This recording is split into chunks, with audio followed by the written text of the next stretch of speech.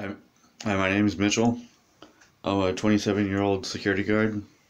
Been security guard for 8 years. Um, my first experience with becoming schizophrenic was I was in high school, and my skin started feeling like it was burning, and so was my skull, and I just had overall problems. Um,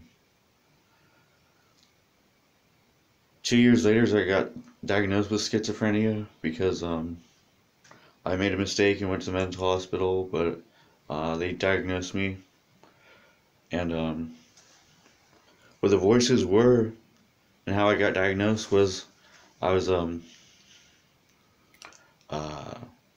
I was I was in bed. I could hear these voices talking to me, making jokes. So I laughed a couple times. Then my parents wanted to know why I laughed. I told them it was because I was hearing, odd noises and voices. Um, while I was in the hospital at the mental institution, uh, I could still hear the voices there, and they were like saying that um,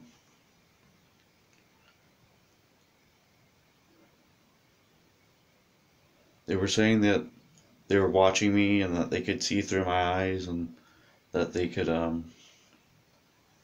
kind of be in my body in one way, but and then there's always a voice talking back to the voice that I was hearing, and I believe that to be my own voice. But after a while, I realized that I don't really have control of either of those voices. So pretty much what I realized was that the voices don't really matter. You just gotta be a real life person. You have to find any way you can to block out the voice, but it's not blocking it out because I can still hear it. You just focus on whatever task you're doing, and you have to fill your task with meaningful things throughout the day.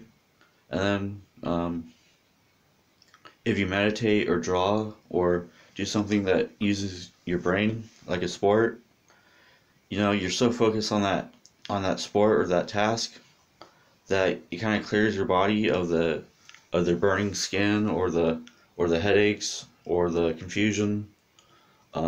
If you really focus like on a drawing and you focus on every line and you try to make that match the picture, uh, after a while you'll get good and it'll clear your head. You'll have these foggy kind of murky brain. Even your vision will be a little bit foggy. But after you draw or meditate or do whatever you have to do, uh, most of that will go away. Um, Another thing is that marijuana. You know, my doctor said that it causes schizophrenia to 1% of the population, and so you should probably avoid that. Um, Pretty much, schizophrenia is this voice, and it's always battling for control and for your attention. So the less attention you give that voice, and the more you focus on your real life, that voice will eventually lose power. But also, it also fights back in that it'll give you extreme headaches. I mean, so extreme that it's the worst pain you ever felt in your life. And it also makes you panic and I mean, there's a colonel at my work, and one of his friends committed suicide because of schizophrenia. That's how bad these panic attacks hurt. How your mind is just completely overwhelmed, and you are just in a world of pain. Um, I'll end the video on that.